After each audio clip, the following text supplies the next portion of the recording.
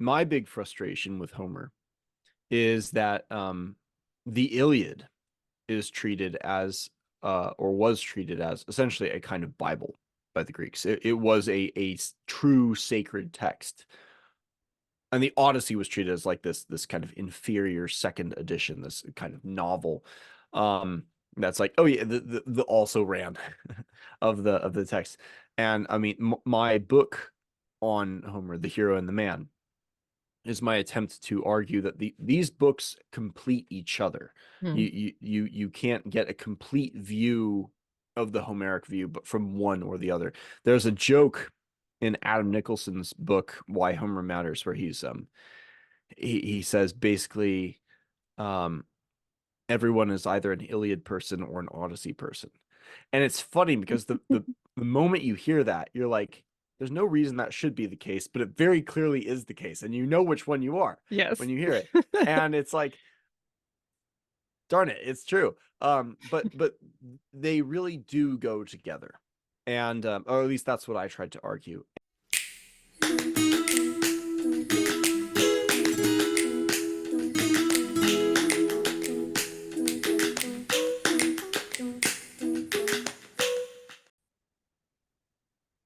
Hello and welcome to episode 4 of A Woman Refined. I'm your host, as always, Lauren Renee, and this week on the podcast, we have someone who you may know by many different names.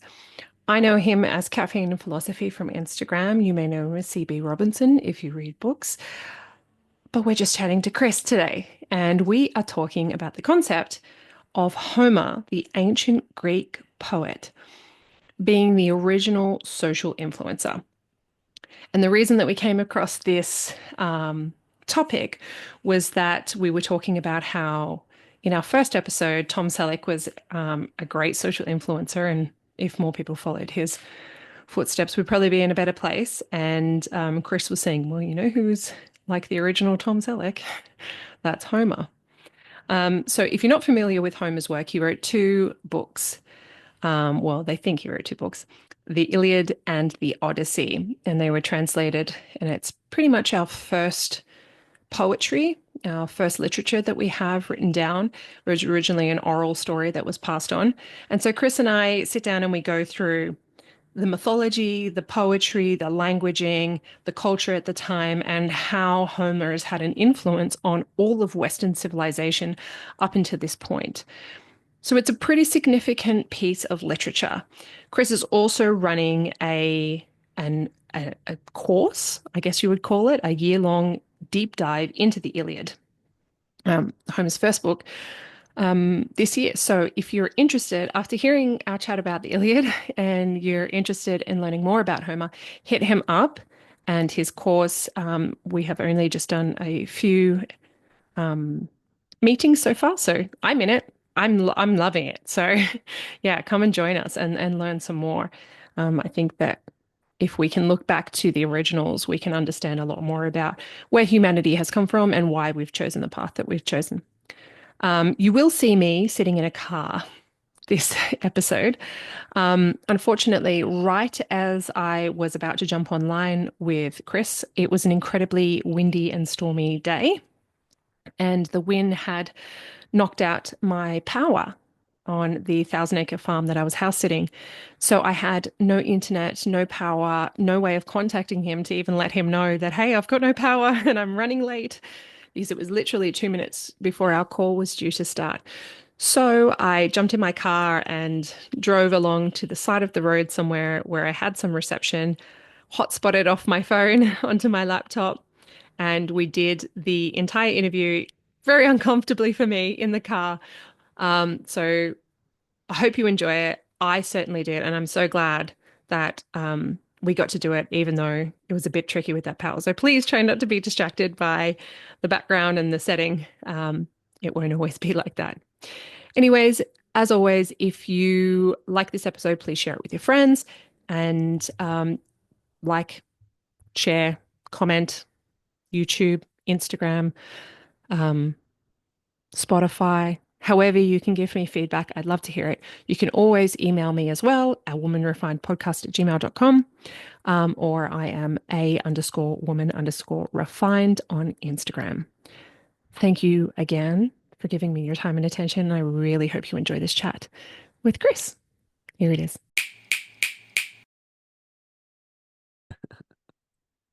Okay, so welcome, Chris.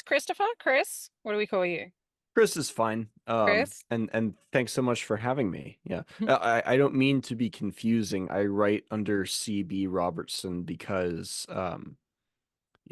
for people born in the 90s like me, I was born in 1990. It seems that everyone was named either Chris or Alex. Um, or like a couple other names, but Chris and Alex are the ones that were keep running into. There were three Chris's on my soccer team when I was growing up, so we all came up with nicknames, and um, as writers, you want to distinguish yourself a little bit, and I think just initials is a little bit more interesting way to go. And I also found out that my great great grandfather wrote under C.D. Robertson, which I discovered after I began writing under C.B. Robertson. He was a Charles, not a Chris, but still kind of fun. Same. It's still cool. I have a similar name being Lauren. There were 8 Laurens in my year. So Oh, geez. yeah, well, but I also knew like I think 4 or 5 Chris's. I think it was like Chris and Matt, yeah, Alex and um like Daniel, a lot of those. Yeah, those are Yeah, those are all common ones. Yeah. yeah, fun times. The previous generation, it was Scott. It feels like Yes, it probably varies geographically. that's true. So tell me, you write and you've written a lot of different kinds of books, but yeah, along kind of like a similar thread. What kind of got you into this? Because this is not your day job. This is something you do for passion, right? Yeah, I am an amateur in the precise meaning of the term, someone who does it for the love of the thing rather than because I'm it's my career or anything like that. Mm, But it goes back quite a ways when I was in fifth grade. So that would have been 2001, 2001, I think. Um, my I expressed interest in philosophy, and my parents ended up sending me to a philosophy camp at a local university, summer between the summer of fifth grade and sixth grade. Um, so I was sort of introduced to philosophy at a relatively young age, and I just never lost interest in that. My friends when I was growing up were much smarter than me. Like objectively, they're like high up there in advanced math classes. They're like programming Java code in like third grade and doing all those kinds of crazy stuff. And we'd have long conversations about like physics and math stuff and strategy games on our mile-long walk to and from school every day. And so we just sort of grew up immersed in this peripatetic little micro culture where we're walking to and from everywhere talking about nerdy stuff, and it just sort of metastasized from there.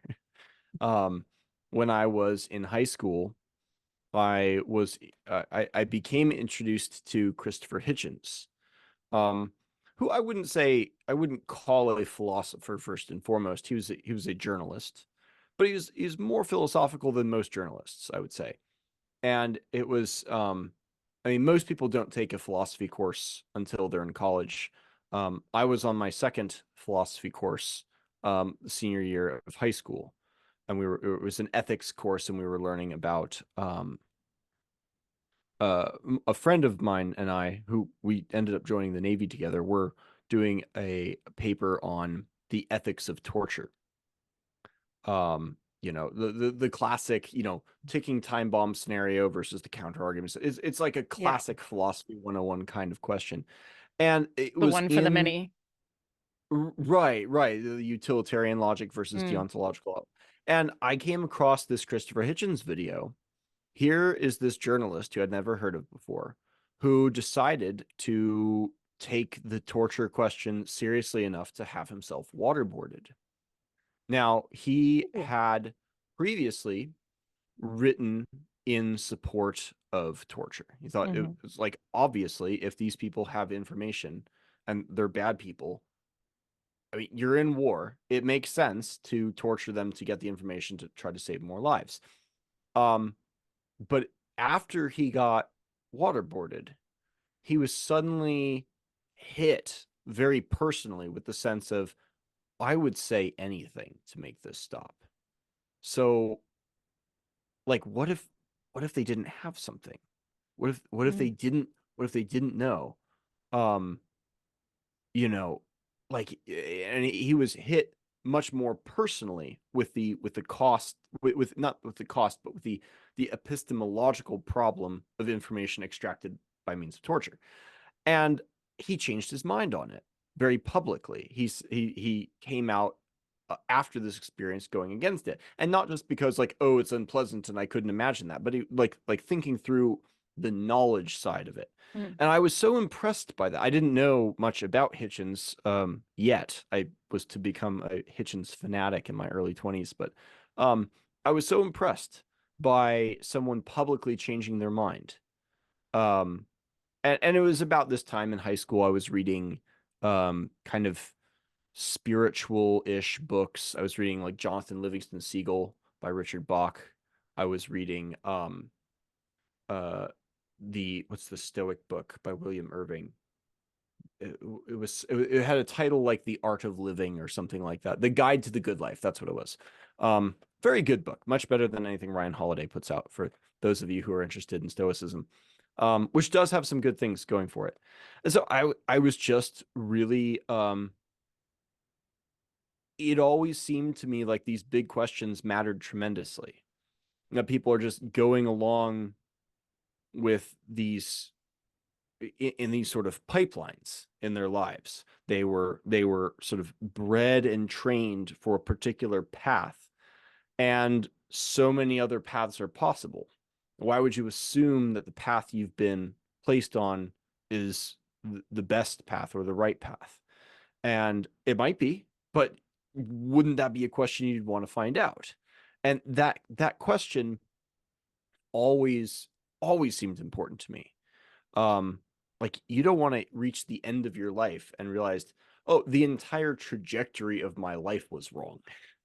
you know so Mm. so in that framework of projecting forward, imagining retrospecting on your life.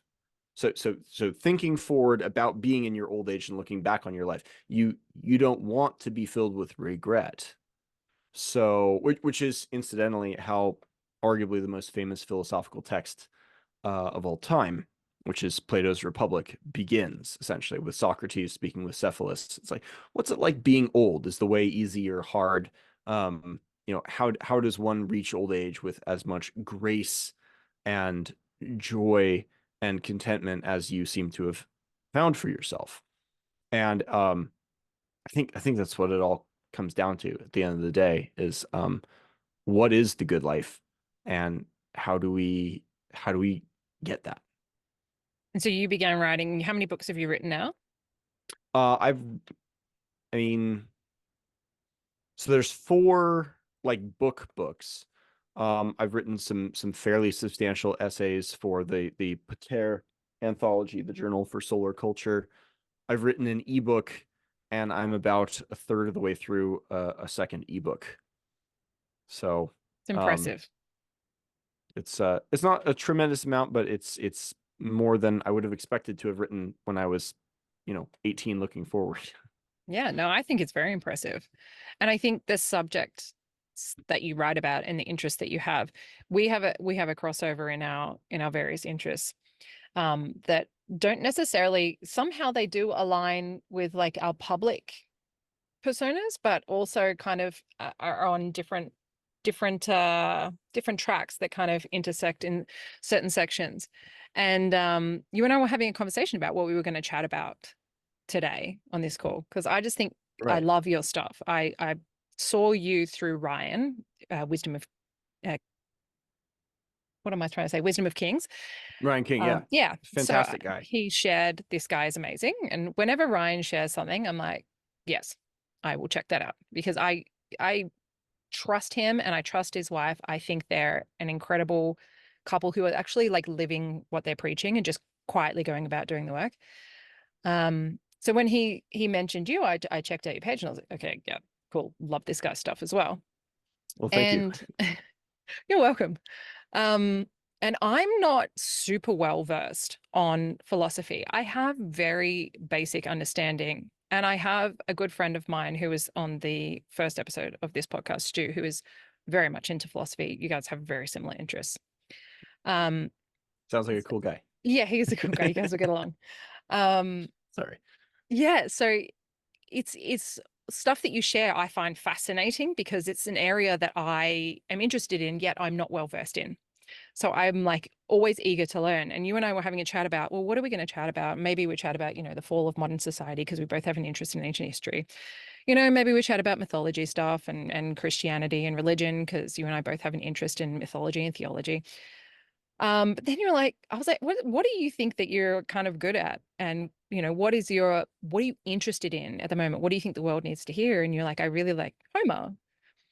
And I was like, this is so great because you were mentioning that, the first episode of this was about Tom Selleck. And you're like, Homer's kind of like the Tom Selleck of ancient Greece. And I was like, I love that. I love it. Let's go with He's that. a he's a singular character rather than like an idea or something. And Homer has been a love of mine also since high school. I discovered Homer uh, my senior year. Why do you love him? Oh man. How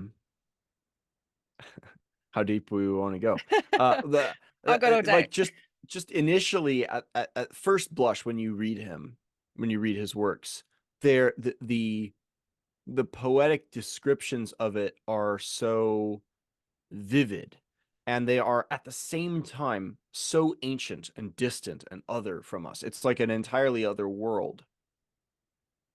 And yet, at the same time, the psychology of the characters, some of the things that they say are so immediate and familiar to us that when you read it, you feel that you yourself are connected and placed into this other world, and you're finding another part of yourself in this ancient story that is that's so ubiquitous in our culture. It is Homer is uh, like underneath everything.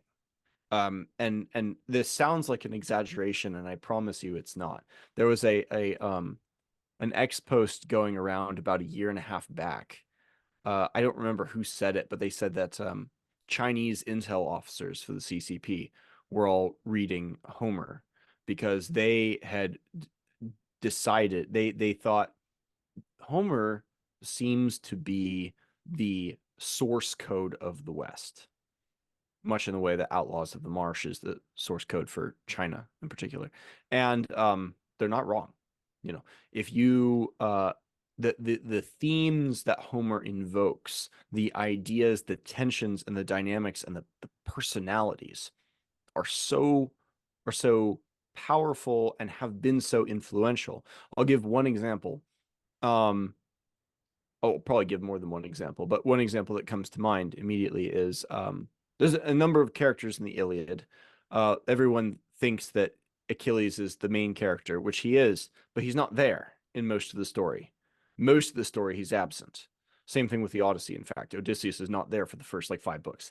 Um, and the characters who are present, chiefly among them is Hector, the character played by Eric Bana. For those of you who watched the 2002 Troy, um, the medieval chivalric code, the sort of ethos that created the knights and the paladins of medieval Europe, the the warrior caste of Europe was founded on the example of the so-called nine worthies, which included 3 Christians and 3 Jews and 3 pagans. the oldest of the pagans, and sort of the man who laid the groundwork for that entire code was Hector. In other words, the idea of knights and the ideals of chivalry and in knighthood were the groundwork for that was in Homer. Um, so it is a very real question. Would we have even had medieval knights without Homer? Um, I'll give another example just because we it doesn't take long. In book 18 of the Iliad, you have this depiction of this beautiful shield that Hephaestus crafts for Achilles after he's lost his armor.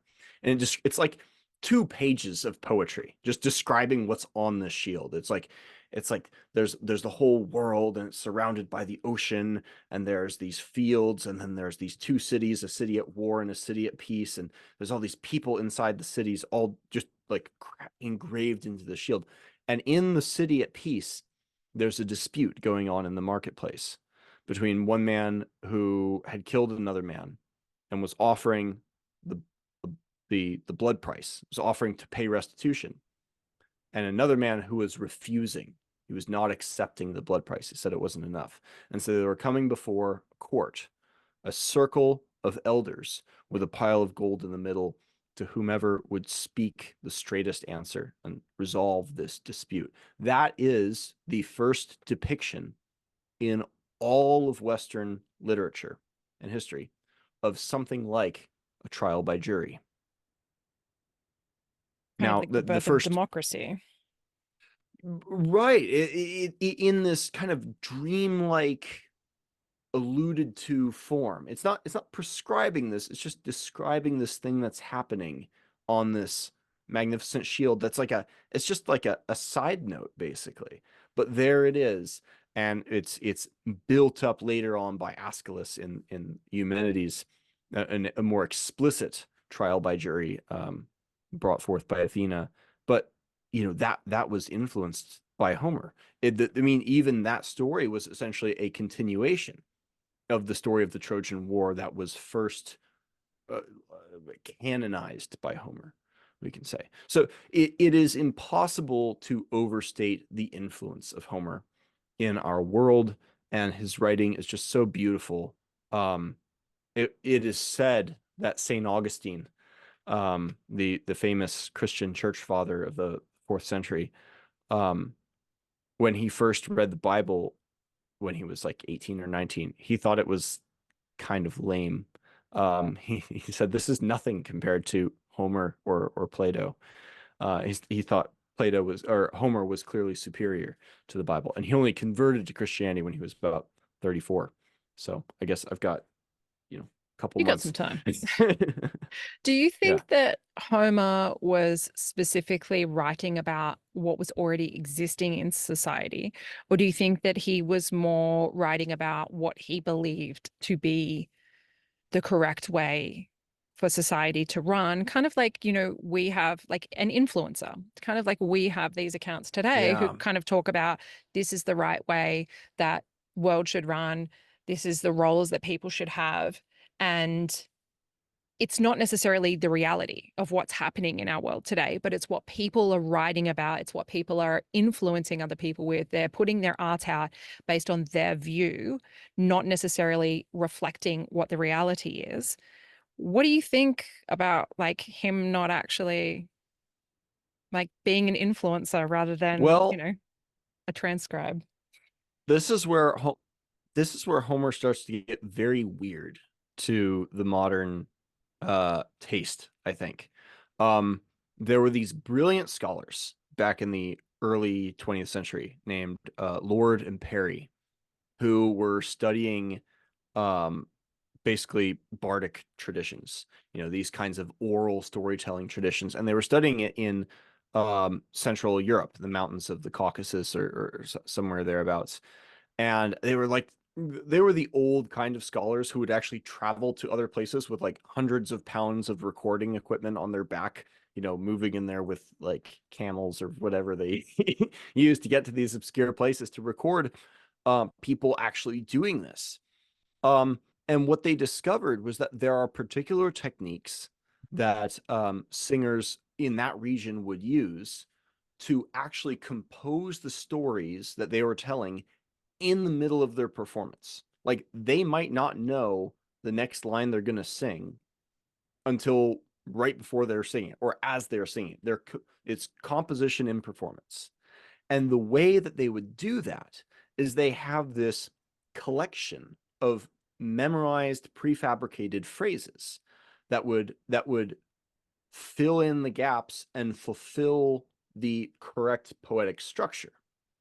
And so they could just go on for hours, for days in some cases, um, just drawing from the linguistic tools that they had learned, and tell stories that they tell new stories, tell old stories in a new way. They could use these tools to create, retell, or modify stories as they wished.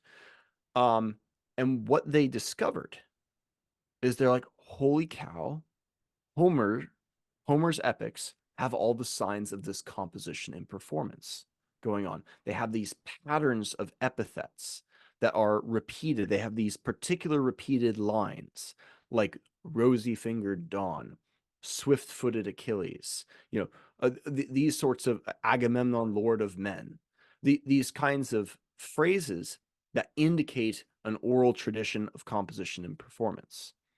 And so what they believe, and what one of Lord and Perry's students, Greg Naj, believes, is that he was inheriting a tradition, and he was not so much trying to influence culture with his own ideas necessarily, although we can't know for certain. He might have been doing a little bit of that too. But more likely, he was just the master. He was just the absolute best of his generation at this particular mode of storytelling. And what's fascinating about Homeric themes is that while there might be some new ideas in there too, there are also ideas that are unbelievably ancient. Like the story of the Iliad was told. We believe Homer lived in the 9th to 8th century BC. The Trojan War, we believe, took place around the 12th century BC. Um, there is a line in the Iliad that describes Nestor's cup. Now, Nestor is a character. He's this very old man. He lived through 2 generations. Now he's ruling over a third. He's this very old. Being old is like his defining feature. And he has this cup that is supposed to be too big for normal men to even lift, but he can lift it with ease and drink. And this cup seems to be associated with his age in some way. Um, it's hard to prove, but there was a cup found at a Pithecusae archaeological site, on one of the islands. I forget which one. Um, that was labeled, "This is Nestor's cup," basically. And at first, archaeologists thought it was a joke. It was kind of a like, oh, it's a tiny cup, but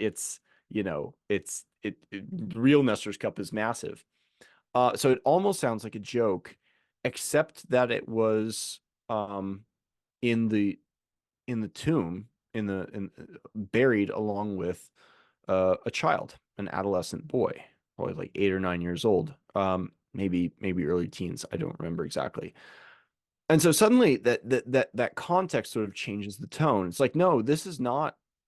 Maybe this is not a joke. Maybe this is some expression of longing by the parents for continued life, or mourning for the long life that was denied to their child. It is something much more heartfelt, this Nestor's cup. And it does seem it's not just connected to Nestor because that's the character. Nestor he is named the way he's named because it's etymologically connected to nostos and noos, which are these Greek words that are much bigger in the Knowing. Odyssey. Uh, So different root actually. There's gnosis, that's the Hmm. Gnosis. What we're talking about is nostos, which is Nostos. Okay. It's the homecoming. Right. Um, and nous, which is spelled Nous, is something like mind. Greg Nosh translates it as mental connection. And that becomes a huge theme in the Odyssey. The connection between mental connection and there's another brilliant scholar. There's like a trio of great scholars, Homeric scholars alive today. It's Greg Nosh and Leonard Molnar and Doug Frame. And Doug Frame has a whole book exploring this concept of nostos in the Greek, and he traces it back to a Proto-Indo-European root that was neomai, which means something like a return to light and life. So all of this baggage of immortality is crammed into this character, Nestor, by means of his name and this cup that seems connected with immortality, almost like a proto-grail object. Then you jump over to a completely separate text, which is the Rig Veda, older than the Iliad, and on a completely different continent. And you find a line in the Rig Veda that says, "He who would drink from Nestar's cup," slightly different spelling, Mm. maybe, but the same root. And it's a Proto-Indo-European language. He who would drink from Nestar's cup, basically it says like, do so quickly and depart. It has an almost dismissive tone, like you shouldn't be doing this. But, it seems to grant begrudging permission. What is Nestar's cup? Well, it's kind of hard to know. It's not totally clear from the text, but the implication is that Nestar's cup is what the gods drink soma from. What is soma? Well, we have no idea. we don't know what soma is. But it does seem to be associated with the immortality of the gods and with Indra in particular. So there are these incredibly ancient themes being worked into the Iliad that it looks like Homer's epics are a continuation of a tradition that is not just older than Homer, but probably older than the Greeks, probably Yeah. going all the way back to the Proto-Indo-Europeans and the twin myth of the creation of the world. We're talking about 5000 BC. Um, and where do we find the twin myth in the Iliad? Well, it's Achilles and Patroclus. Patroclus is according to Greg Nosh, is the body double, the therapon of Achilles. And he's actually explicitly referred to as the body double, the therapon, in the text. And Patroclus' death, because you never see Achilles die in the Iliad, but the whole story revolves around Achilles' death that we never see, Mm. except that we do, because we see Patroclus die. And Patroclus' death is the foreshadowing of the death of Achilles, because they are connected, because they are twins in a manner of speaking. Which, I find so interesting as well because there's two points that I find interesting in what you just said. The first one is that if then you go to the founding of Rome and you've got Romulus and Remus, the Mm-hmm. twins that set up Rome, and Yep. most Italians who know their history will say that the Romans came from Troy, which Yes. is where this all took place. After the Trojan War, they went across and they founded Rome. Yeah, and now they Romanius. Yep. have this twin myth as well that kind of kicks off an entire civilization. But I'm actually reading The 12th Planet at the moment by Zachariah Sitchin. And he starts off the book, I'm not too far into it, but he starts off the book kind of doing what we're doing now, talking about these connecting myths that are all the way around the world. And of course, Mm-hmm. his book is based around Sumeria, so ancient Sumer, and talking about, this is basically down south. We're talking Babylonian times. We're talking, how does that go? Akkadian, Assyrian, Babylonian, Sumerian. And this is like modern day Iran, Iraq area. And here he is pulling myths that have the same myth from Egypt, from Greek, from Roman, from Nordic, from Indian, from Chinese, and they all saying the same thing. And even some I know some Aboriginal from, in Australia where I am, some Aboriginal stories that I'm like, oh, that's also very similar to that story right there. So it's so interesting to me that if someone didn't write down these myths or these tales of humanity, would they, would we even still have those stories coming through? Would we even have um, creation stories if people didn't write, if there weren't influencers like Homer, there wasn't this guy who was really, really good at putting it together in a story that captivated an audience so well? Because, I mean, there's an argument to be made that Homer was writing Atlantean myths as well. I've heard this, that, it goes all the way back and he's got some knowledge that's all the way back from Atlantis. Whether that's true or not, nobody can really prove. But, Right. if we say, let's go down that path for a second. If we say that Atlantis is pre-Younger Dryas, so pre-flood, to use biblical terms, and pre-knowledge or being wiped out, civilizations being wiped out, and yet some people survived, and now we have this knowledge coming through. Obviously, we're going to have, this is generations, this is centuries. So that happened 11,000, 12,000 BC. We're going to have some language change that's, Oh Chinese yeah. whispers that's going on, yet somehow we've got similar stories all around the world. So there's an element of, people say that Homer wrote fiction. It's a play, it's a novel, it's poetry. It's not so much um, a mythology. He's not written down truth. Whereas like the Vedas or something like that would be considered, you know, religious truth, or the Bible or the Torah, or all of these things that are doing very similar things would be considered truth. But somehow Homer, who is saying very similar things, is kind of put in another category. And I just don't know how that's happened. I find that really fascinating. Yeah.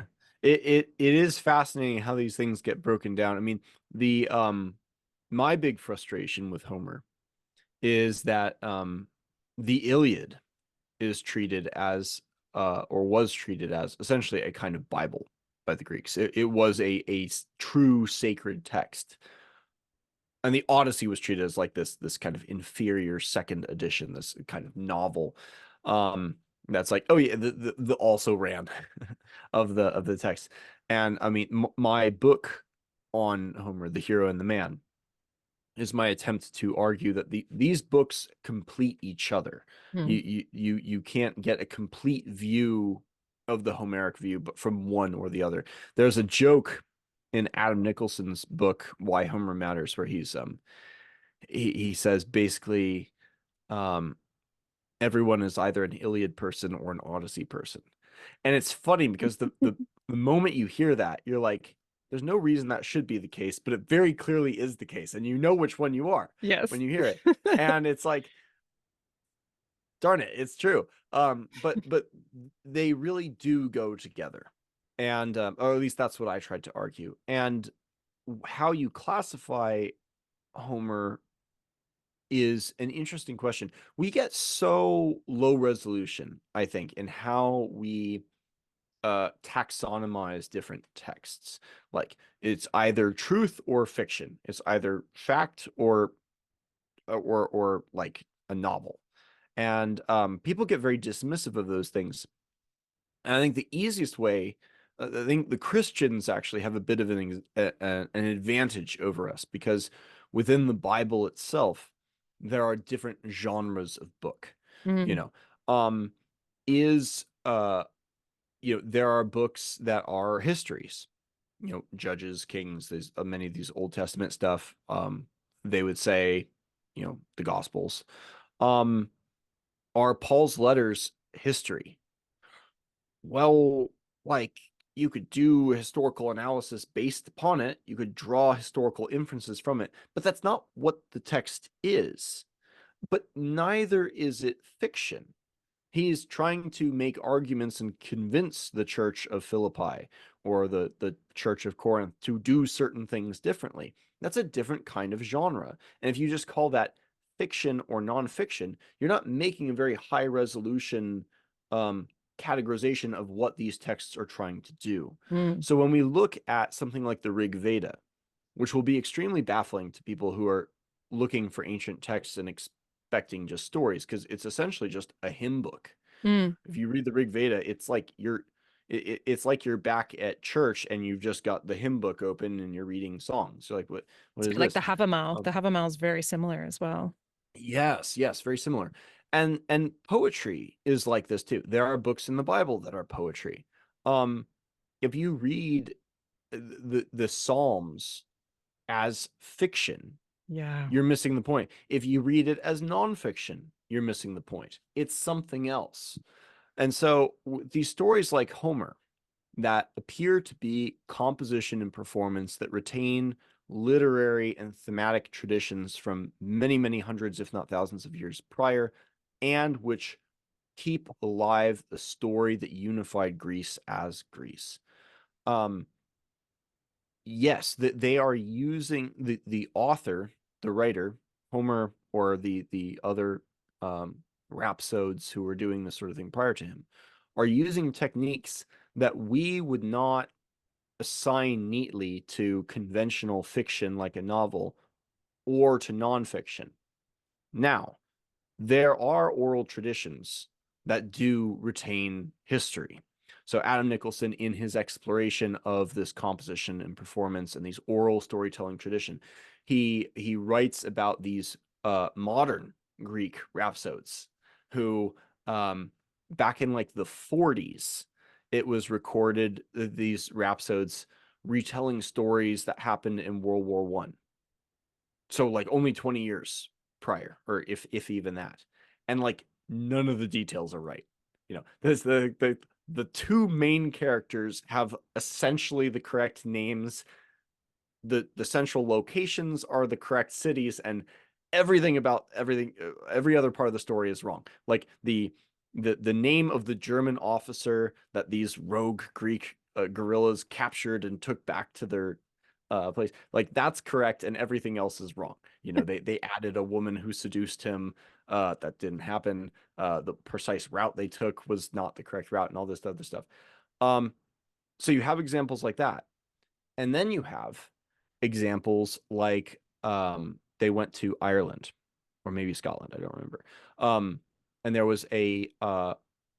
were these Celtic bards essentially Hmm. who had kept certain stories in their family for hundreds of years. Unbeknownst to these bards, some archaeologists had discovered some texts that recounted the poems that these bards were supposed to know. So they brought this bard in to recite this poem, and it took him like I don't know, it was a long poem. It took him like 4 or 5 hours to recite. It was a very lengthy thing. Wow. And they, unbeknownst to the bard, they were comparing his words to the text they had in front of them from like 500 or 600 years, however many years. It was hundreds of years, many, many generations prior. Um, and he got like 11 letters wrong and was otherwise exactly verbatim.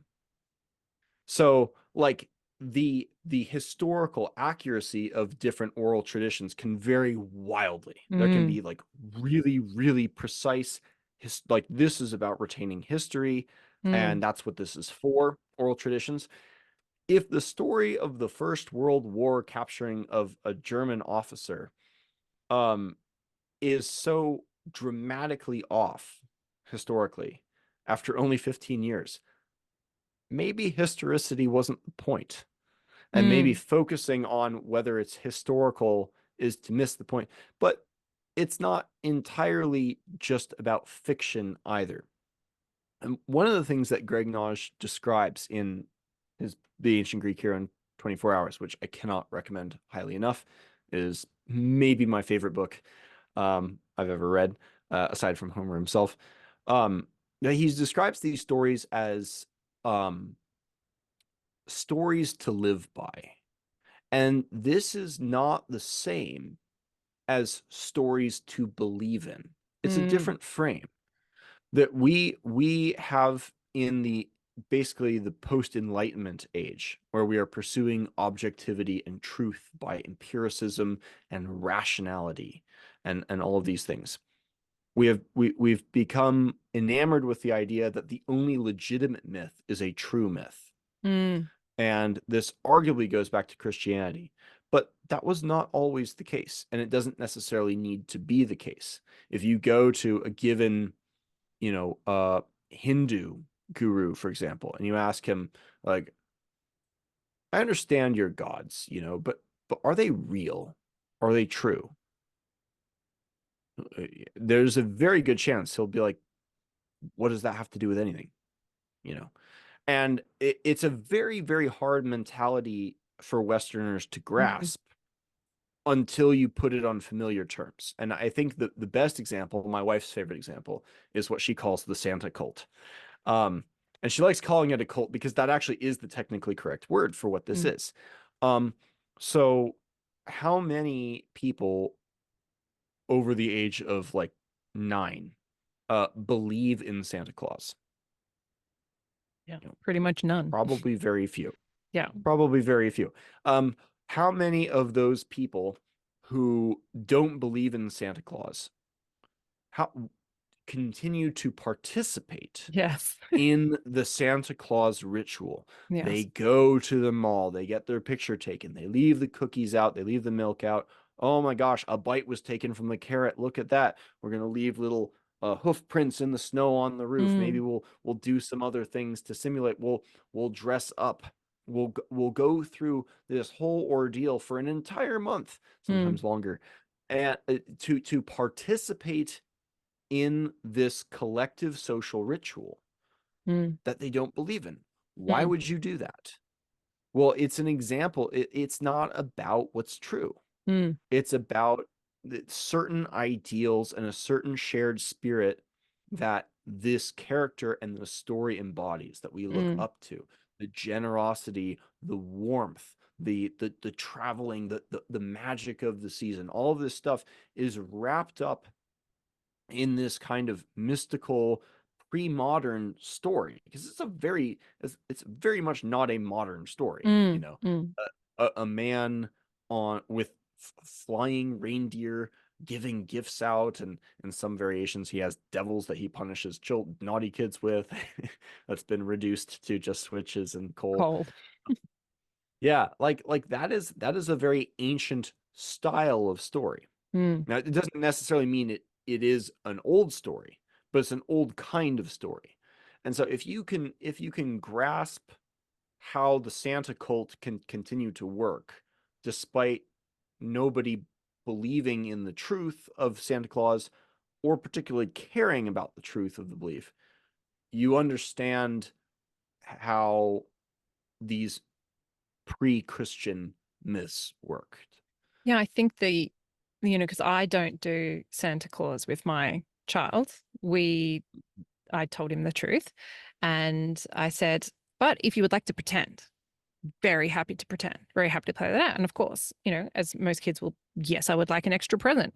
That's a really fun time. Mhm. Like we pretend with everything else. You make me a sandwich, I'm going, oh, delicious. What is sandwich? We Right. we all play into the magic because the whole thing is like you don't want to ruin the magic of Christmas because everybody remembers the feeling they had as kids, the excitement, and actually the social construct that feeling made everybody behave in a certain way that was amicable, that was community based, that was giving, that was, our social behaviors changed because of a certain belief structure that we perpetuated. And Right. it created a feeling that was a togetherness that doesn't happen every day. This literally only happens once a year. And I would argue it continues to have a degree of that effect on adults too, Yes, even absolutely. adults who don't believe it's true. Absolutely. Um, Everybody goes and, yeah, I have to be with my family. It's Christmas. Why? mhm. If it's not real, if you know Santa's not real, why do you have to do that? You don't have to Yeah, do anything. But yet we all know and we all love the feeling that gives us. There's something in that collective that feels very human. I would argue that it's necessary in that way. And I think that most people would argue that otherwise they wouldn't perpetuate it. There would be some right. who just perpetuate it out of habit, obligation, ignorance, whatever. But when really pressed, I think that a lot of people would say it's necessary because of the hope, the love, the community, the the giving, all that kind of stuff. Even for threats, say, the be good or don't get anything. It Yeah, does so much for us as a collective, which is so interesting. And exactly. Yeah. yeah, I think that, these ancient texts, I agree, does it really matter whether they're true or not?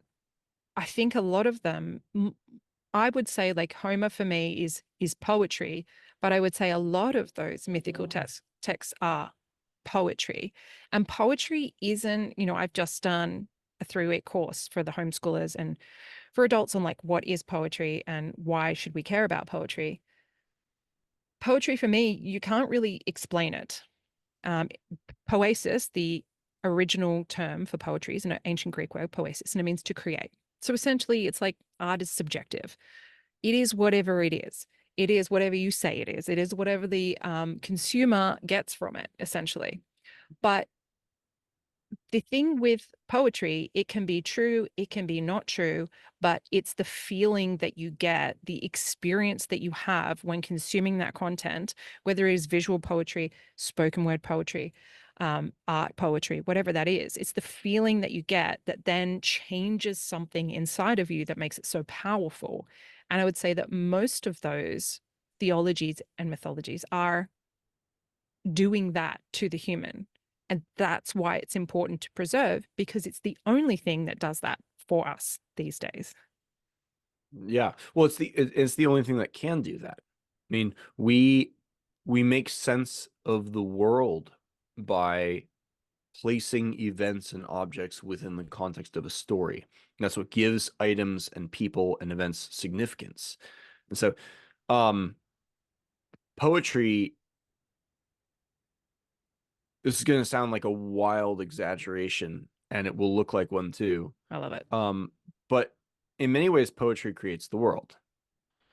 Um, and it's one of those things where it's like, really, you read like a Shel Silverstein book, and you're like, this is cute.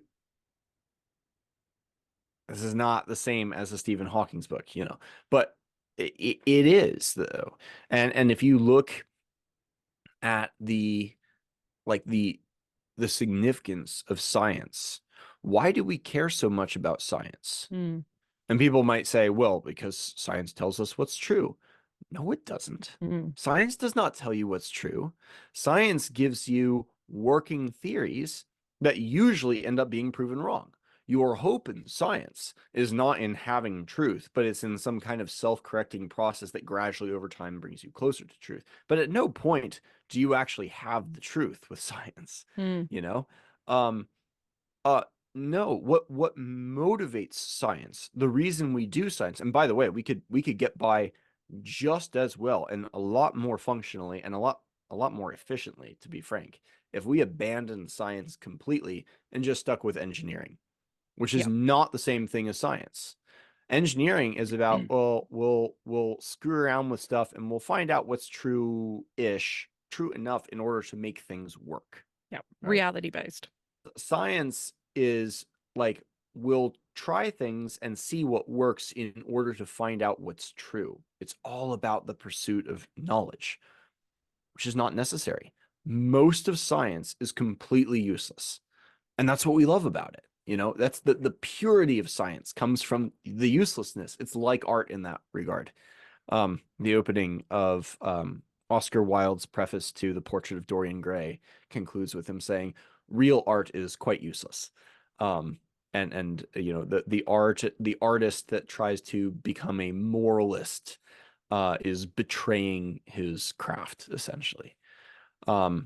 Real science is motivated by a notion that there is something noble and beautiful and even divine in the pursuit of knowledge for its own sake, even if it's a fool's errand, maybe especially if it's a fool's errand.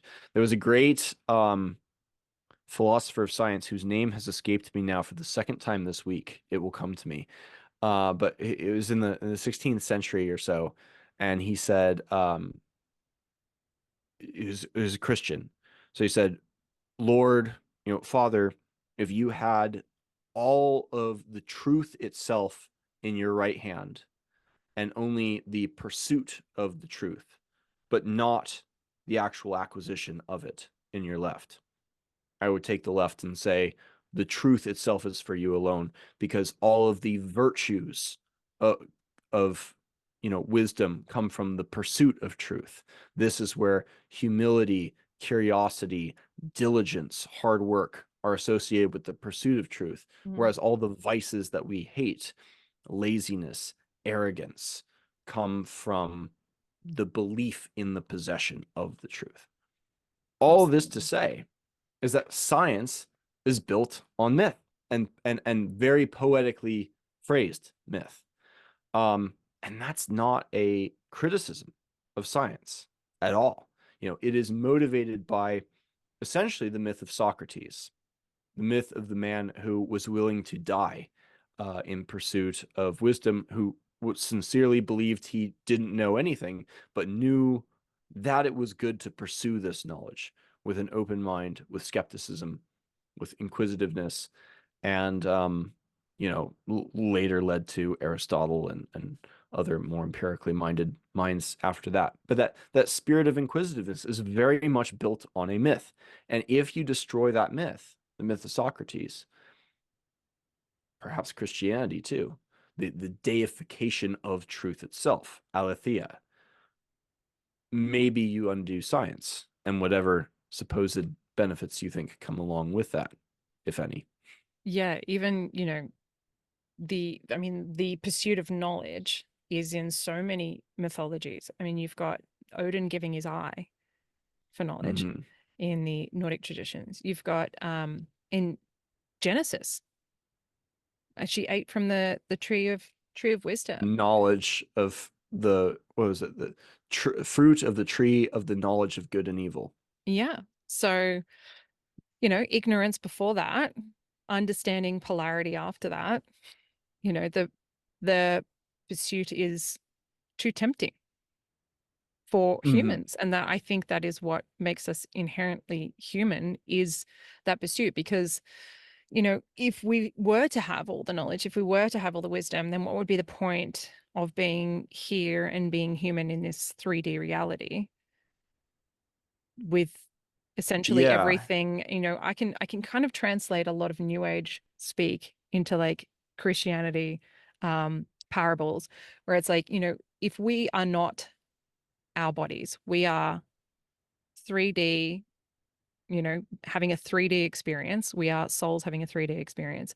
And we are essentially part of God or universe, whatever. And we are when we're in the ether. But when we come into our human bodies, the human body is limited. This plane, this planet, this dimension is limited. It is a 3-dimensional planet, which has restrictions, which allows us to have feelings and emotions that we wouldn't necessarily have if we were simply spirits or souls living in a higher dimension. So therefore, we get to have the experience of being human, which is a similar concept to us being souls that come from God and being inherently sinful or flawed as humans, and can never be, yet always pursuing to be godlike. You can never be God because you are here and you are human, but you have this pursuit of to be godlike, as much like God as you can be. So in that essence, to be human is to pursue knowledge and wisdom that is the source code in which we came from. And I would argue that almost all religions actually promote this concept, that this pursuit, this, like, you can never get it. You cannot, because being here means that you cannot. And you have to accept that. And that means that you are limited, you have restrictions, you are sinful or damaged or in some way not as enlightened as wherever we came from. But you will inevitably, and if you are a good person, pursue trying to be like that. And in order to pursue to be like that, you have to understand what that is, which is the pursuit of knowledge. Well, right. This is where I think the religious conversation gets really interesting, because it is tremendously fun to find and hunt down all of the like kind of hidden similarities, the crossovers between all these religions. And there are a lot of them. There are these cool little Easter eggs that, oh, this connects this thing in Mongolia to this thing in Latin America. How the hell did that happen? But there are also equally interesting, I think, differences between them as well. Mm.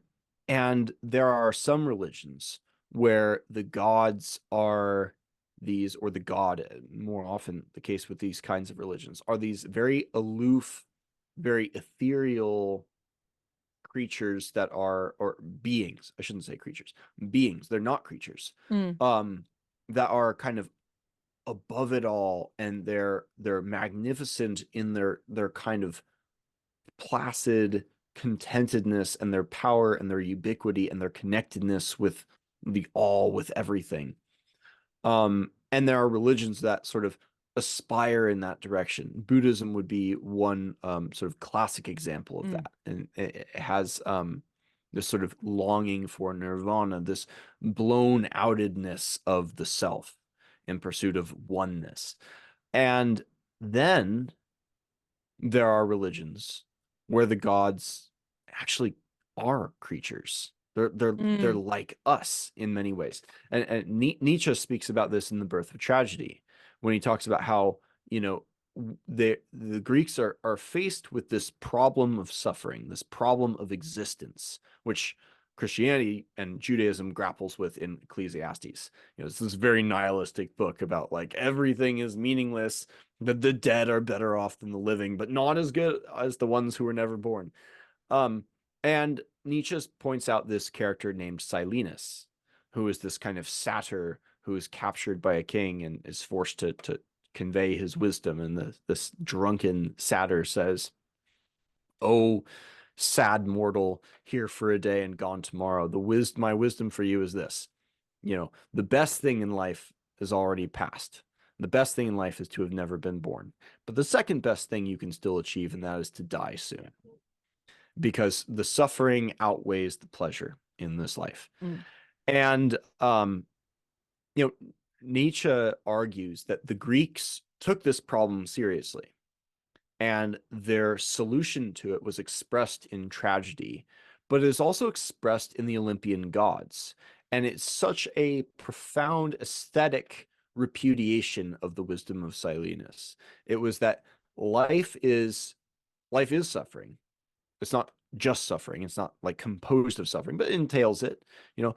But it is nevertheless so great that even the gods sort of attempt to condescend to our level, to come down and to kind of live it out vicariously in human forms. This is Zeus coming down to have weird dalliances with mortals. This is Ares and Aphrodite coming down to fight on the Scamandrian plain in the Iliad, on the fields of Troy, and die in a kind of ritualized sense in the case of Ares. And of course Hera and Athena a little bit more successfully. So like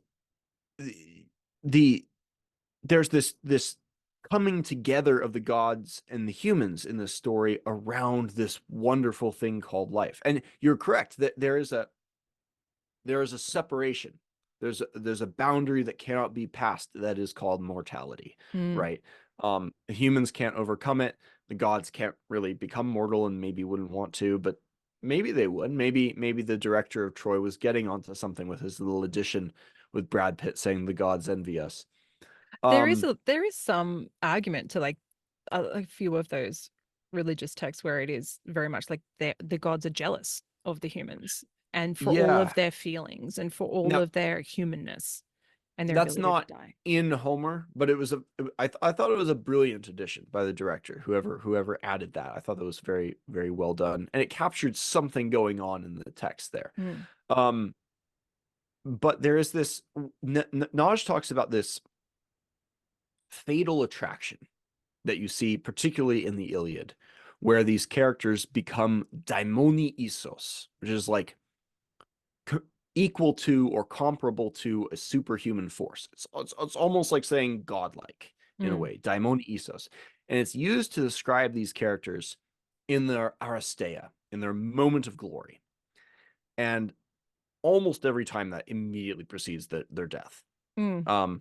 Patroclus has his Aristeia in, was it book 16? Was it book 15? I forget which one now. Where he puts on Achilles' armor, and Achilles says, go out, fight back against Hector. I'm not going to join this because I still have my thing with Agamemnon. But yeah, you can save the men. Just don't go to the gates. Stop short of the city. Fall back once you've fended him off. Mm. But Patroclus doesn't quite listen, and he gets so caught up in his bloodlust and in the glory of the moment. He's killing Trojans right and left. He's fighting off the forces of Troy and Hector, and he comes up against the walls, and none other than Apollo himself beats him back, and basically tells him directly, like, it's not your place to do this. Go back. Don't fight this here. What do you think? You're equal to God? And Patroclus keeps at it. He's not quite directly fighting Apollo, but Apollo is the one who strikes the death blow eventually. And then basically Hector just gives the coup de grace. It's this 3-part hit that Naj points out. The way that Patroclus is killed is a simulation of a way that a sacrificial animal is killed for a sacrifice to the gods. There's a stunning blow, and then there's a forward blow, and then there's a coup de grace in the back of the neck. And it was very like it's a very symbolic, the twin being sacrificed. And it was so weird because the first time I was reading this, my wife and I were also watching the show. What was the biker show? Sons of Anarchy. Yes, Sons of Anarchy. Yes. And so there's that scene when plot spoilers for people who haven't seen the show. One of the main characters is killed in prison. His name's Opie. And he ends up in this fight with these 3 other guys. He's given a lead pipe. And the way Opie died was almost exactly like the way that he was described as. He gets hit, he gets this stunning blow to the back of the head, and then he's hit in the front of the face, which is like the lethal blow, and then there's this like out of the misery like last blow in the back, and that sequence was fresh in my head because I just finished reading the chapter about it there. So it was a very visual representation of that. But again, it's like this, they are in a sense trying to emulate the gods in some ways. And Achilles has many of the qualities of Apollo. He's this beautiful, he's not quite an adolescent, but he's like a young man compared to some of the other characters. He's a skillful warrior, and he's very powerful when he's angry. And he has a which is gift that the other humans don't have because of the dipping, which right. is a god quality. That's not a human quality. Yeah, he's he's literally the child of a god, the Thetis goddess, I should say. And there's are allusions to musical talents that he has. Book 9, we find Achilles, the emissary to Achilles, which is like Ajax and Phoenix and Odysseus come to find Achilles to try to persuade him to come back into the fight. And we find him sitting there out front of his tent playing songs about heroes of the past on his lyre, which he took from the dead body of one of Hector's wife's brothers. A detail. And so he has this musical quality that also seems to come from Apollo. He is physically similar to Apollo, with his long red or golden hair. We're not entirely sure if it's red or golden, but one of those two.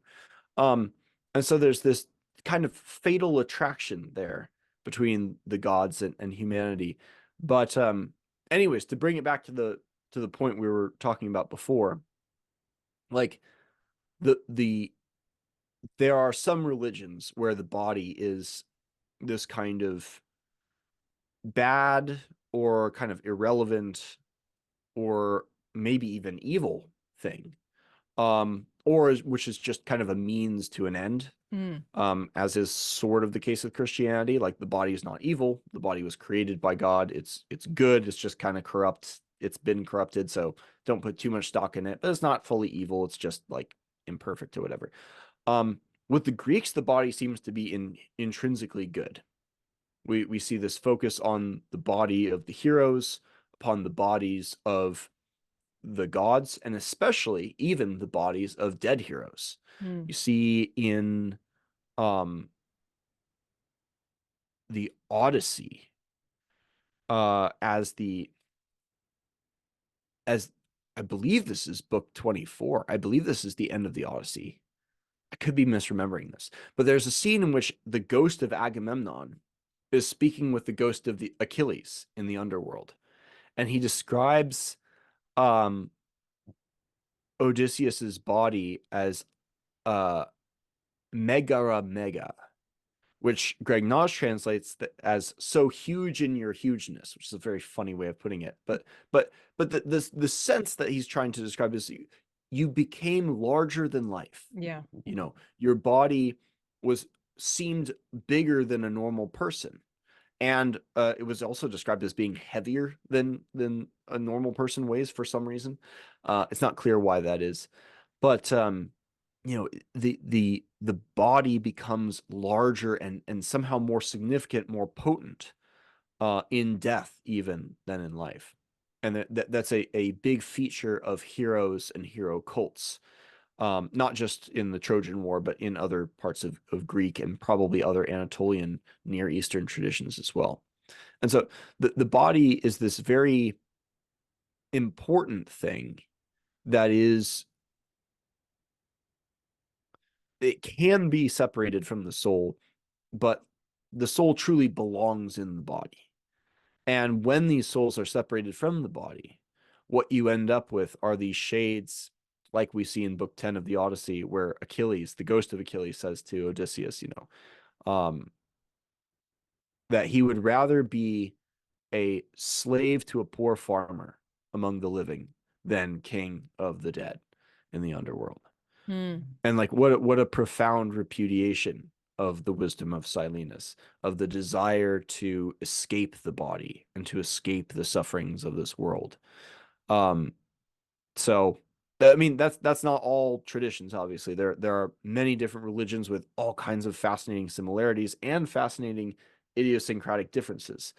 But in the Greek tradition in particular, we find a profound love of and connection with the body, and the enduring of the sufferings that the body endures. I mean, both Achilles and Odysseus both essentially translate to pain.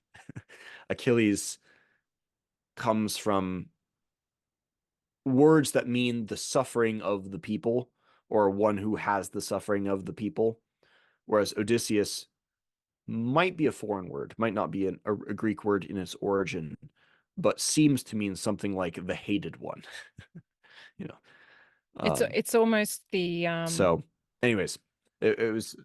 It's almost the modern saying, like the grass is greener, because the gods see the gift in being human, and the humans want to be gods because they see the gift in being gods, and yet Right. no one can achieve the crossover, and both are essentially left in suffering. Yeah, but there's something like a crossover that can happen when a mere mortal becomes a hero. They don't quite become a god, Yes, but this is true. there's immortalization of a kind that happens. And this is the thrust of my argument in the hero and the man, which is that you know this heroic immortalization is a real thing and it matters. Um, and it's very attractive to passionate young men in particular, the desire to die on the battlefield in a glorious way, to script one's own death, to borrow from Nosh. And what I try to say is, if you read the Iliad and the Odyssey together, what you find is a proper veneration of and respect for and appreciation for heroes, but maybe that's not something to aspire to. Maybe that's not the best thing you can hope for. That maybe that heroic immortalization is something closer to a like a consolation than it is like a to those who didn't make it home, Well, that who kind were of denied their nostos. that brings it back to Odysseus, because in the end, he Mhm. doesn't want to go and fight more wars. He's like, I just want to go home and be with my wife and like work the land. I'm like, this has been great. I've so loved being the hero for all you guys, but like, I'm done. Like, I just want to go live a Yeah. quiet life. And that's his peace. That's his reward. Well, That's his, he actually has to shed his heroism in order to make it home. yeah. He has to give up his crew. He has to give up his clothes. He has to give up his ships. He even has to give up his name. He has to Mm, become no man, you know, in the face of the giant one-eyed cyclops named Polyphemus, mm, which by the name what means many stories. mm, Polyphemus is the symbolic representation of the hero and of heroism itself. This man-eating monster with singular focus mm, on one thing. Um, that and what Odysseus has to do is he has to put out its eye. It is exactly the same thing as when he is passing the sirens. mm, He has to plug his ears. What are the sirens singing about? They're not just singing sexy songs, you know. mm, They are offering to sing him songs of his own accomplishments at mm, Troy. mm. That's what he has to um well, he doesn't plug his own ears. He has himself tied to the mast, Tied to but the pole, plug the yeah. ears of other people. He I could just have want to plugged hear his it. ears. Yeah. Don't let Yeah. anybody, I So, mean, you guys can't but hear it, but but I need to with hear it. some fail safes, Yeah. you know, I'm not going to be tempted by this second sensory Yes. representation of heroism, It's of almost as heroic well immortalization. when he has to go against the Cyclops, it's almost like the wolf in sheep's clothing because he hides under the sheep, Yeah, and he is essentially like a predator because he he is has the, to. you know, and he's He is a hiding in them. very Yes, he's a very tricky character. Mm, He's a trickster. His defining adjective is polutropon, which is this dual meaning word that means uh much turning, like twisting and turning and different, very like serpentine, but also like very wily or very mm, cunning. So it mm. implies wandering Wolf-like. this way and that way. And yes, in many ways. Um but he has to use this cunning in order to hide from his own desires, to Yes. hide from his own will to be a hero. Um, and because that is what he has to do in order to get home. Yeah. And it's, because you can't really control. It's like we're saying, if we think in modern terms, you can't really control the propaganda around your own image in many ways. People will believe of you whatever they want to believe of you, regardless of if that's Right. true or not. And for him, you know, the the drive to get home and to just live a quiet life, regardless of his popularity, regardless of his heroism, regardless of his importance to the Hmm. people, um, he has to, yet like you were saying, essentially become someone else, because those two people cannot exist together, because one is a man and one is a myth of the man. It's not really him. He did those things, but he is so much more than that, and the myth will not allow that humanness, that part of him, to kind of exist in the same realm.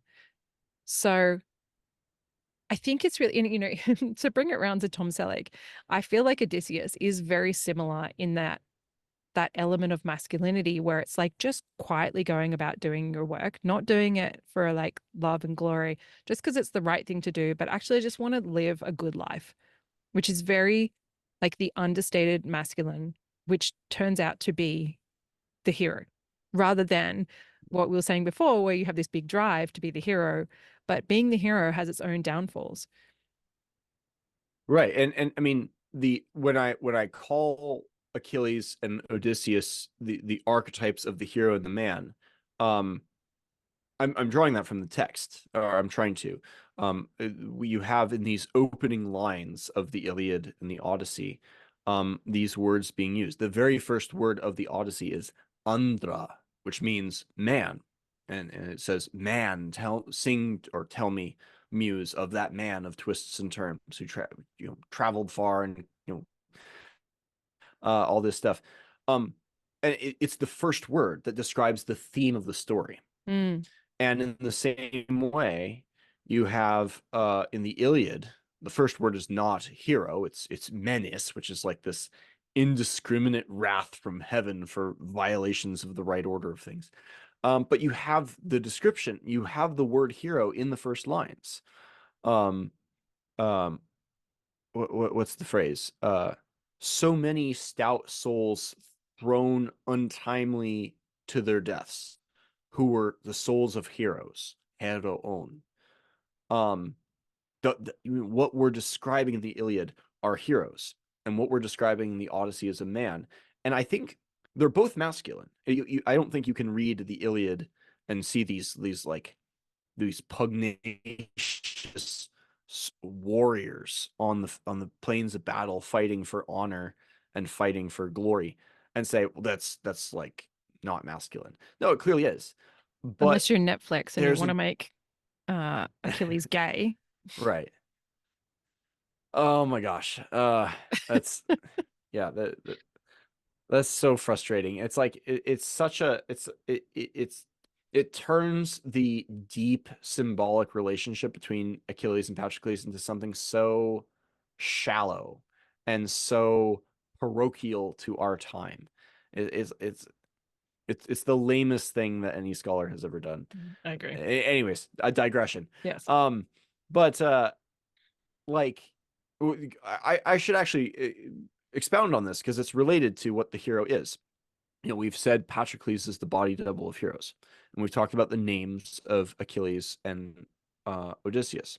Well, Patroclus has a very interesting name. What is the name of Patroclus?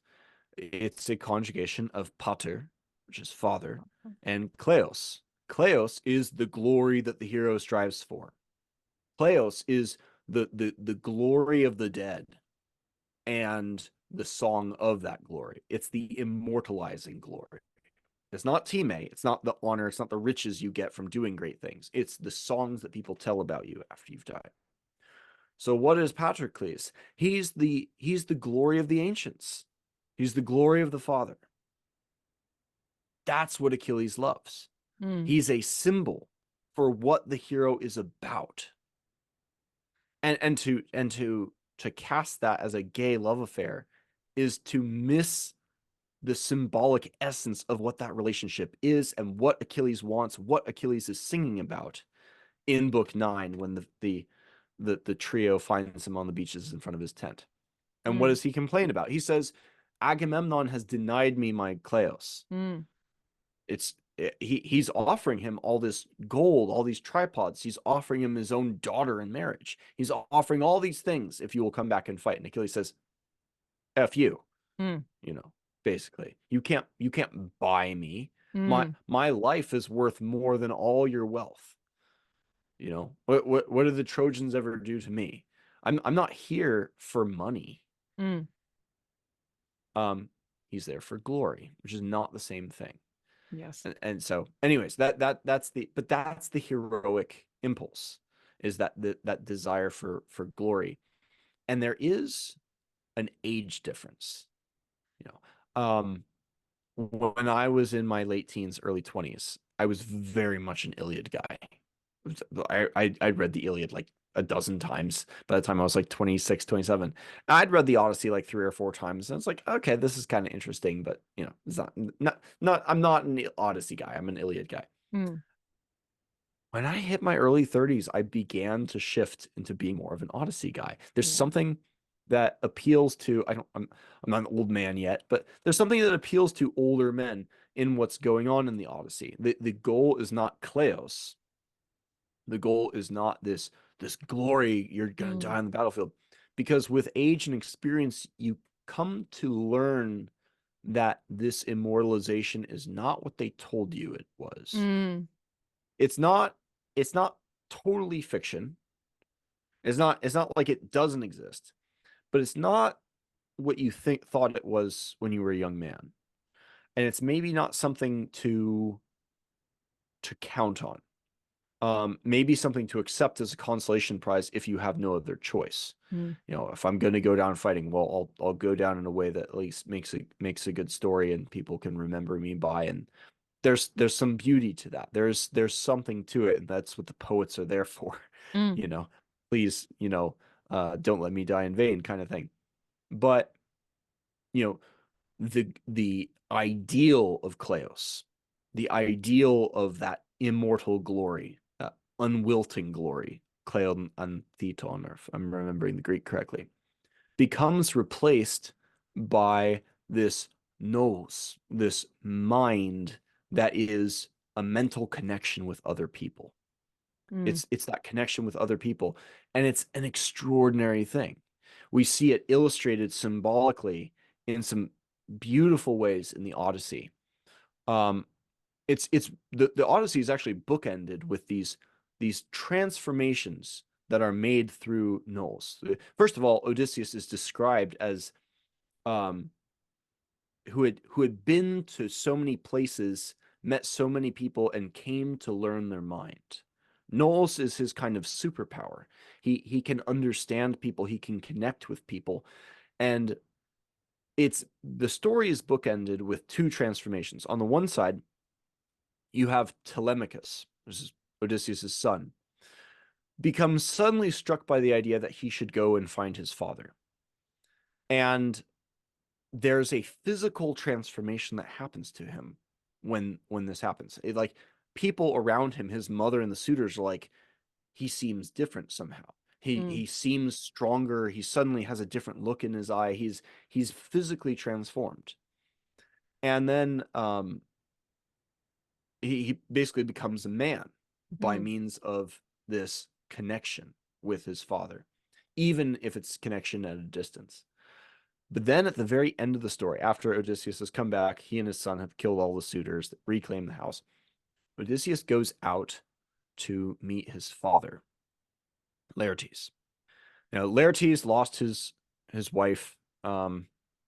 He's this very sad, kind of broken old man who he just kind of spends his days tending the orchard.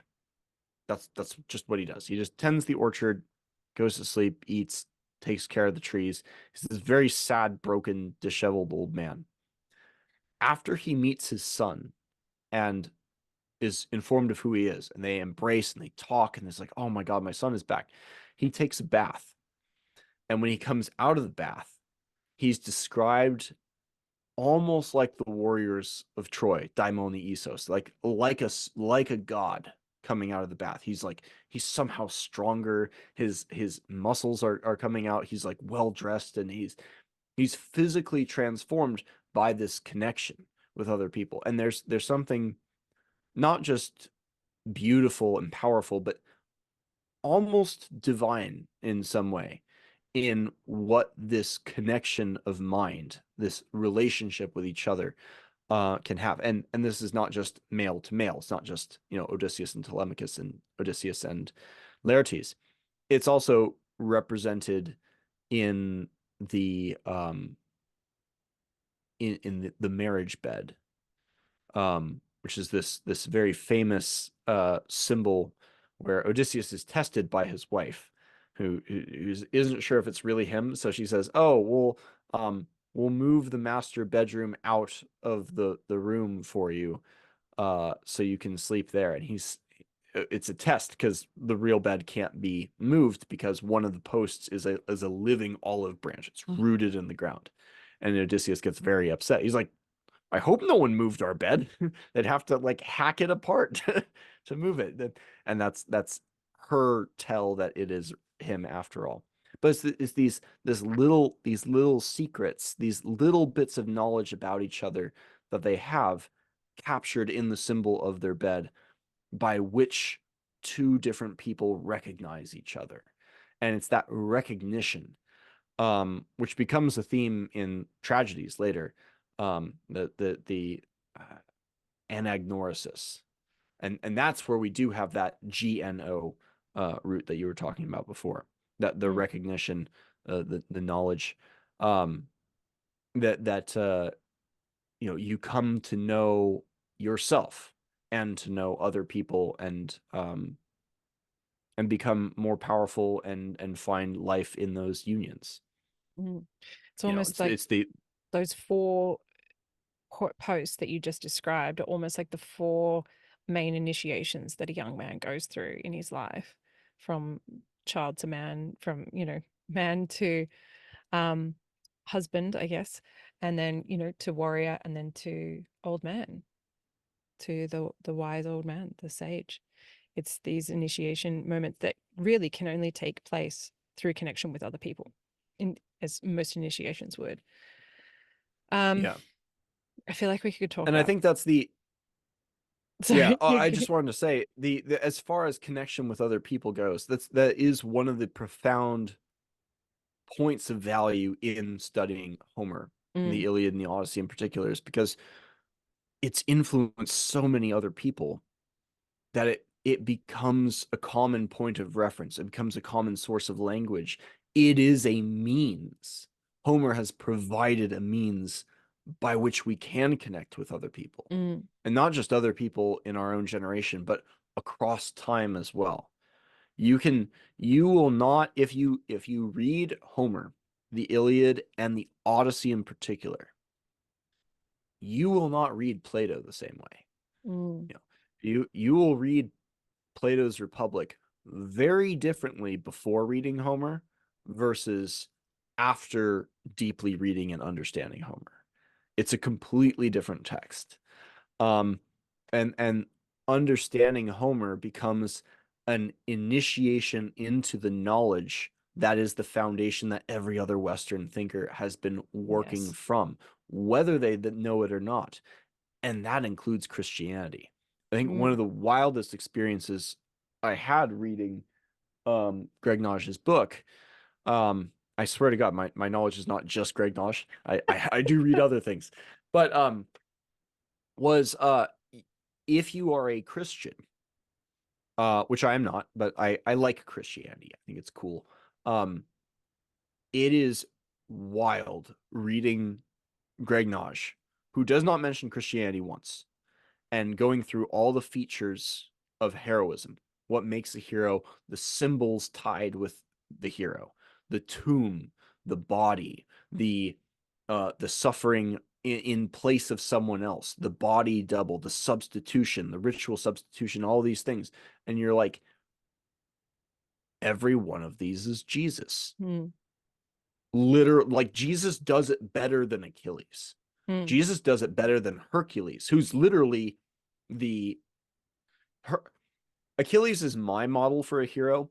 If you wanted to get technical, one could make an argument that Hercules is an even better sort of hero than Achilles. His name literally means the glory of Hera, Herakleos. And Hera is also the etymological source for the word hero. Hero, Hera. It's also connected to our word for hour, hora. And there's a time connotation to that. Like the hero becomes a hero in the hour of their death. It's about being in the right place at the right time. There's an unseasonality to the hero up until his death or her death, because there are female heroes as well.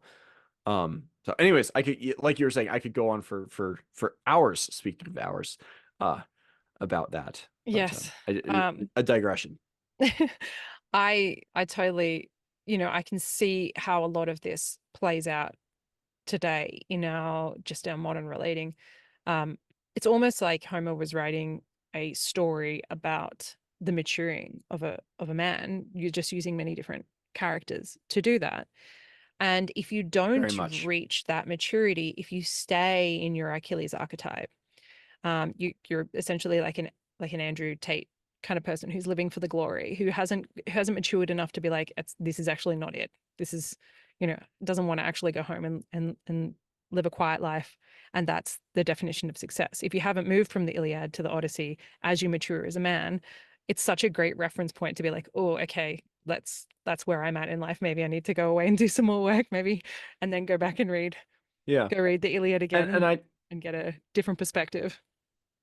Right. And I don't mean when I describe that process of maturation from the archetype of the hero to the archetype of the man, I don't mean that to disparage the hero in any No, ways. it's important. Because the heroes are the foundation of our myths. They're the foundations for these stories that give us meaning, that give us these ideals that a man can mature into. Mm-hmm. They are in many ways the foundation that makes initiated manhood possible. So while we should perhaps not aspire to be heroes, we should absolutely be gracious and thankful to the heroes of the past, and definitely not throw them away lightly. And I think that's the great tragedy of sort of empirical modernity and rationality, and this desire to make all of these like the only legitimate stories are stories that are true. Mm. And we're going to say true in a literal, historical, factual, scientific sense. Those are the only legitimate stories. Well, if you do that, you throw away the myths and the heroes, and you are left in the state that Nietzsche described as the death of God, in this void, this vacuum, this valuelessness of nihilism. And it's like, well, what are you going to do? Now you need new heroes, whether you think you need heroes or not. Yeah, you can't escape it. And one of the scariest, I think, I don't think this is going to take off. But if you look at the language of the journals of Dylan Klebold and Eric Harris, the Columbine shooters, that is, they have become heroes.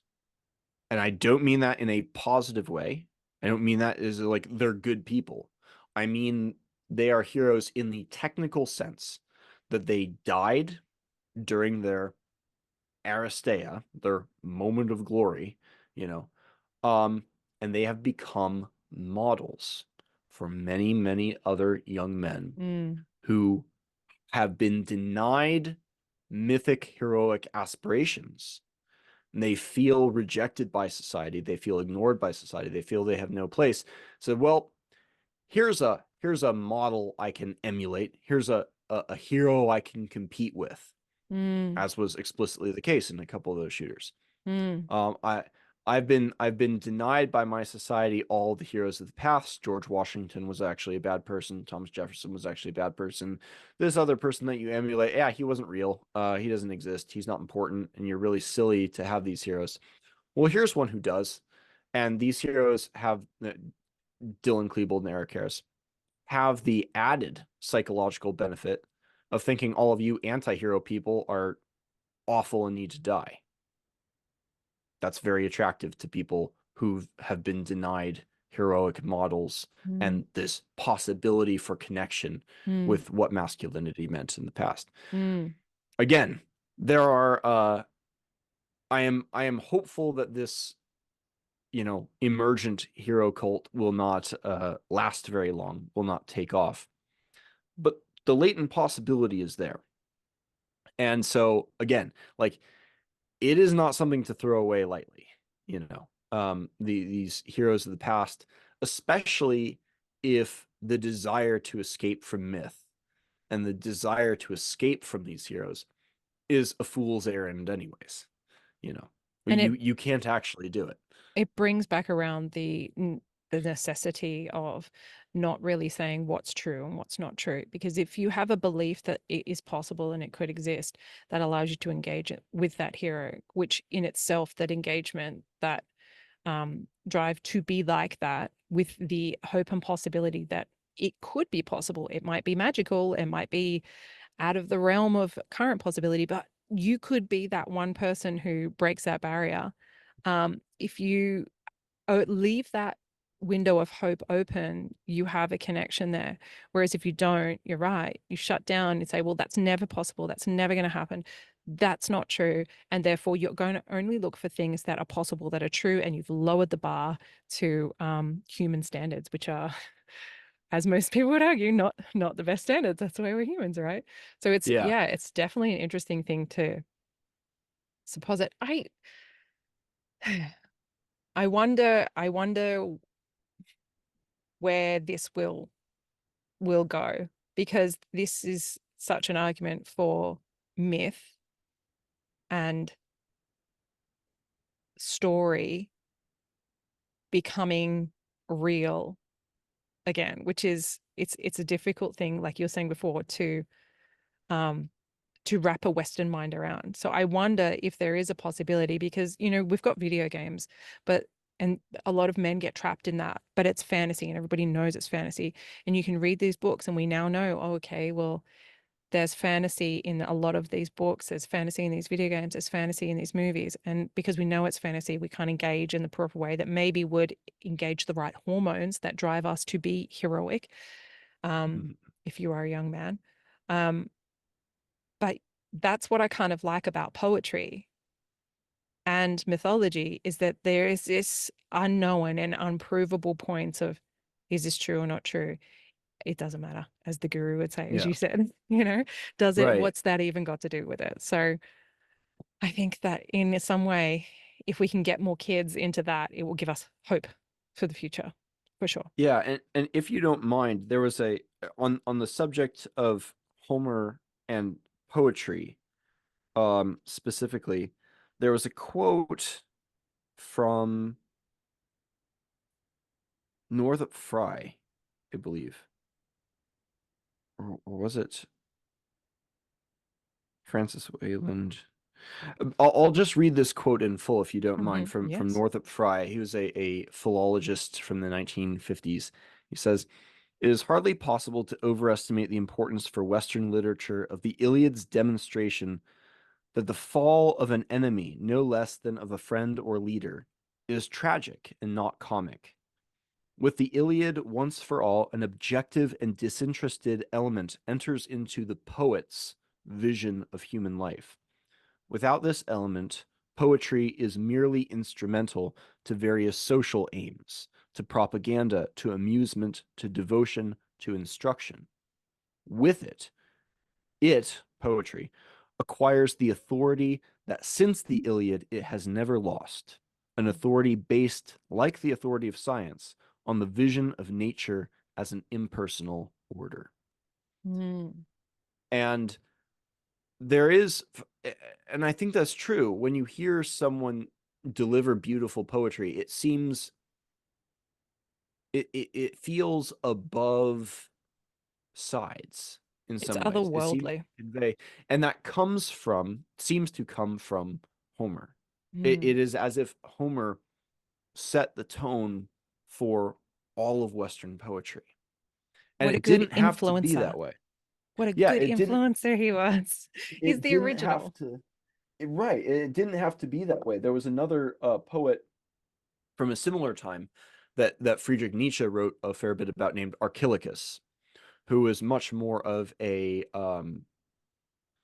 I forget the term you would use to describe it, but it was much more first person poetry. I feel this, I feel that. It is very emotive, very powerful, um, completely different than the this very impersonal, airy kind of um rising above the petty sides poetry that you see in Homer.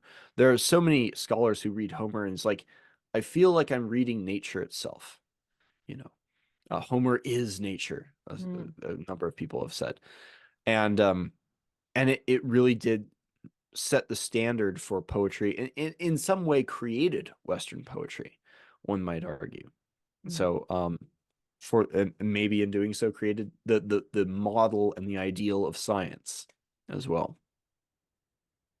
Well, I think that's a great way to wrap it up. We've kind of come back around, and I love that. Yeah. Um, If I Great. haven't convinced your audience to read Homer, I never will. So they're all just going to watch Troy and think that they know everything. That's what we all did in high school, right?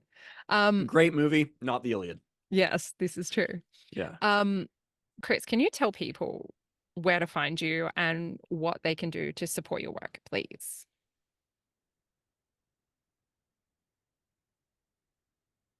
Did we drop out? I'm sorry, you cut out for just a second there. I was going to say, can you please tell people where to find you and how they can support your work, please? I.e., Oh, buy my sure. books. I write occasionally on caffeineandphilosophy.com, sort of a blog that I will put out stuff every once in a while. Um, I have a podcast, though it's been on hiatus for a little while. That's the Caffeine Stream. You can find that on Spotify, on YouTube. I haven't been doing that for a while because I've been live streaming with Jack Donovan on Thursdays on the Order of Fires YouTube channel. So you can hunt that down there.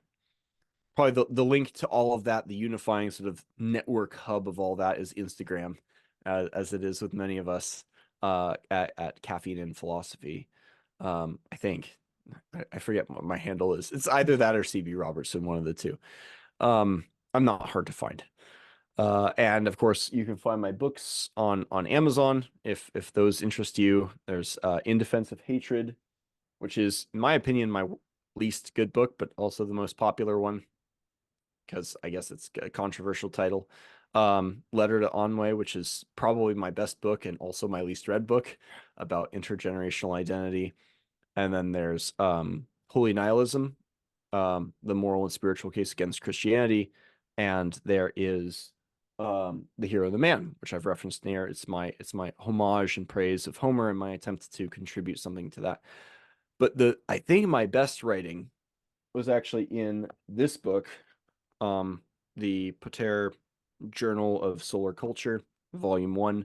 It's got essays by a number of people. It's got essays by Jack Donovan. It's got recipes in there. It's got marriage vows. It's got poetry.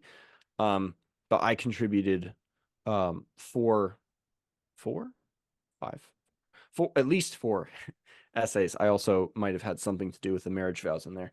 One on science, one on and the spiritual origins of science, one that was a very ambitious attempt at addressing consciousness and the origins of consciousness in shooting.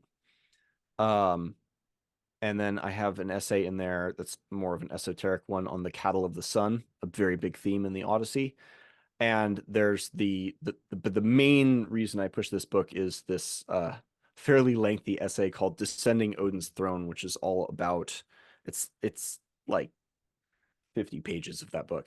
It's all about the basically the origins of philosophy and the movement from modernism into postmodernism. It's all of this stuff. It's truth, justice, objectivity, the blood feud, and how we might look to escape the postmodern condition, as Francois Lyotard put it. Awesome. Well, hopefully people go and check that out. I'm going to have to buy some myself. But it was a pleasure to talk to you today. And thank you for giving your time to come on and have a chat with me. I really enjoyed it. Absolutely. The pleasure is mutual. Thanks so much for having me. It's always fun to proselytize the best books around, I which agree. are not mine. I like my books, but Homer is several tiers above. Well, we'll see. Once you die, we'll see if they become the best books. You just never know. I hope not. But hopefully some people will enjoy them. I hope so too. All Anyways, right. thanks so much for having me. Thank you.